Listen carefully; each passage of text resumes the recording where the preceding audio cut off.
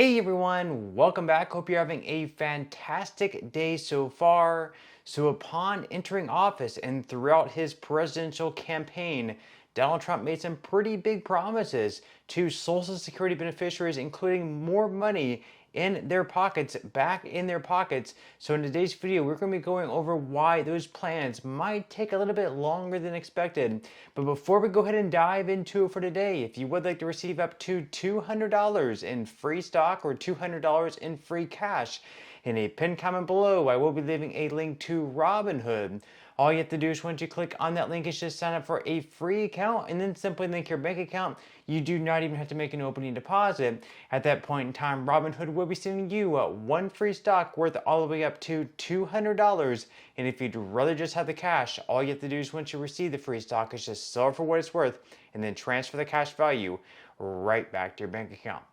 Okay, so diving right into it for today. So during his presidential campaign, and even when he got into office, Trump was making big promises to beneficiaries of Social Security, promising to keep more money in their pockets. Pretty much a Social Security increase. This was a big idea and it was very, very popular. There was actually bills made about this idea over the past few years or so, although they never really came to fruition. But whenever Donald Trump came into office, the plan was to hope to keep this momentum going behind this big idea and get it passed through Congress and signed into law. And they actually came out with a bill just a week or so ago that would sort of implement this same idea. We are going to be covering that in today's video, but why it might take a little bit longer than expected. But first, we're going to be going over this article here by Fox News, where Elon Musk is saying that there are 150-year-olds, quote, 150-year-old Americans receiving Social Security benefits. Now, are they actually alive at 150? Or is there some sort of fraud taking place? You be the judge of that. But according to Fox News, billionaire Elon Musk on Tuesday claimed that a cursory review of Social Security records by the Department of Government Efficiency, otherwise known as DOGE, found evidence that the safety net program is paying benefits to 150-year-olds.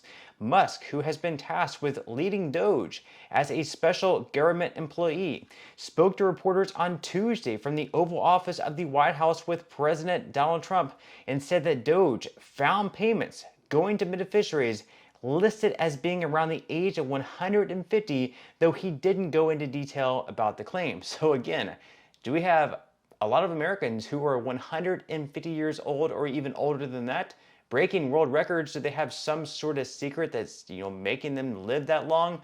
Or perhaps is there some sort of fraud taking place? Again, leave your thoughts and comments below on that. Now, the article goes on to say that Musk said, quote, there's crazy things like just a cursory examination of Social Security, and we've got people in there that are about 150 years old. Now, do you know anyone that's 150? I don't. They should be in the Guinness Book of World Records. They're missing out. That's exactly true. So that's the case where, I think they're probably dead is my guess, or they should be very famous, one of the two, he added. Now, Musk went on to say that there are a whole bunch of Social Security payments where there's no identifying information. Like, why is there no identifying information? Obviously, we want to make sure that people who deserve to receive Social Security do receive it, and that they receive it quickly and accurately, he added. And Musk also spoke about his perspective on DOGE's mission in terms of reducing wasteful federal spending. He said, quote, if your taxpayer dollars are not spent in a sensible and frugal manner, then that's not okay. Your tax dollars need to be spent wisely on the things that matter to the people, Musk said, and it's not draconian or radical. I think it's really just saying that let's look at each of the expenditures and say, is this actually in the best interest of the people? And if it is, it's approved. If it's not, we should think about it. So what he's saying there, basically, if it's something that's in the best interest of people, then let's go ahead and keep it around. Social Security payments going to legitimate people who paid into the system over all the years, or people who applied and were accepted. Legitimate Social Security recipients should continue to receive it. However, if people are somehow receiving Social Security benefits for a Social Security number of someone who is apparently 150 years old, then that's something that we might want to check in on. I don't think that's necessarily should be a radical idea, but again, leave your thoughts and comments below on that. Now, as far as Trump's big Social Security increase plan goes, once again, throughout his campaign, he promises no taxation at the federal level on Social Security benefits. So let's say, for example, you pay $2,000 in federal taxes on your Social Security benefits. Well, that's $2,000 that you should be able to keep back in your pocket, considering that during your working years, you are paying taxes into the Social Security Trust Fund, taxes that you're later going to be getting from the trust fund whenever you go to retire. So you're basically being double taxed. You're being taxed whenever you're working, and then you're being taxed once again whenever you begin to draw those Social Security benefits. So a lot of people are saying that's completely unfair. Leave your thoughts and comments below on that. Do you think that taxing Social Security benefits is a fair thing or an unfair thing? Leave your thoughts and comments below. But again, if you're paying like $1,000 in taxes every single year, and they were to remove the tax, that would effectively be a $1,000 increase in your Social Security benefits. That would be huge. That would be, nearly, sort of life-changing money in a way. Now, of course, there's some bad news to do with this. This plan might actually take a little bit longer than expected. We are going to be covering why in this article here by Newsweek. They say that President Donald Trump's proposal to eliminate income taxes on Social Security benefits has stirred significant debate, with new analysis revealing potential financial risk for the Social Security Administration and beneficiaries. So Social Security is a lifeline for over 67 million Americans, with many having to pay taxes on their Social Security benefits. These taxes contribute billions annually to federal revenue, helping to fund critical programs. Trump has proposed eliminating these taxes to allow seniors to keep more of their benefits, but this could reduce government revenue, increasing the strain on Social Security's already fragile trust funds. Now, the Social Security Administration projects that without reforms, the trust fund reserves could be depleted by 2034. However, a new Penn-Wharton budget model suggests that the timeline would accelerate to December of 2032 if income taxes on Social Security benefits are eliminated.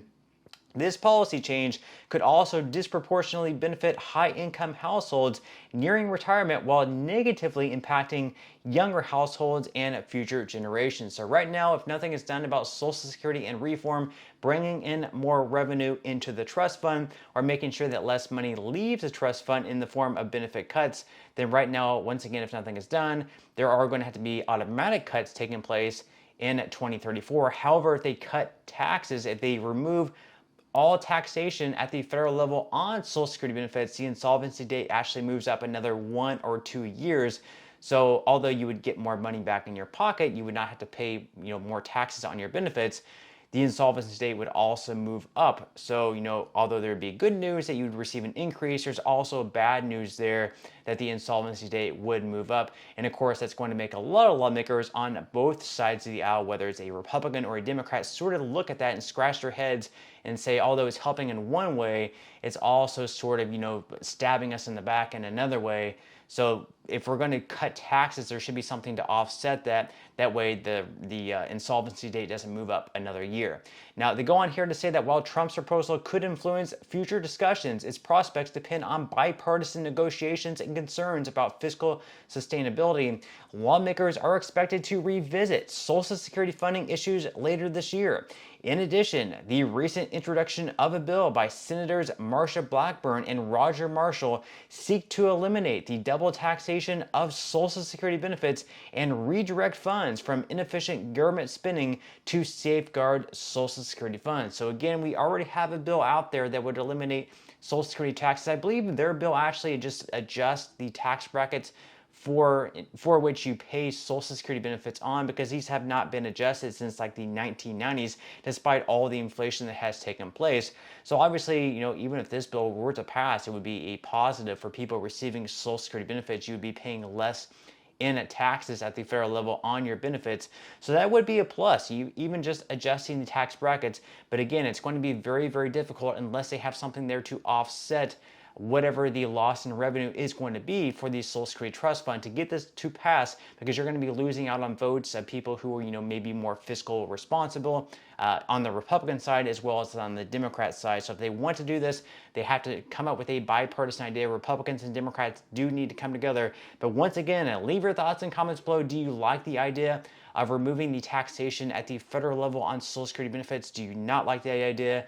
Why or why not? Leave your thoughts and comments below. But that's all we have for today's video, and I will see you in the next one.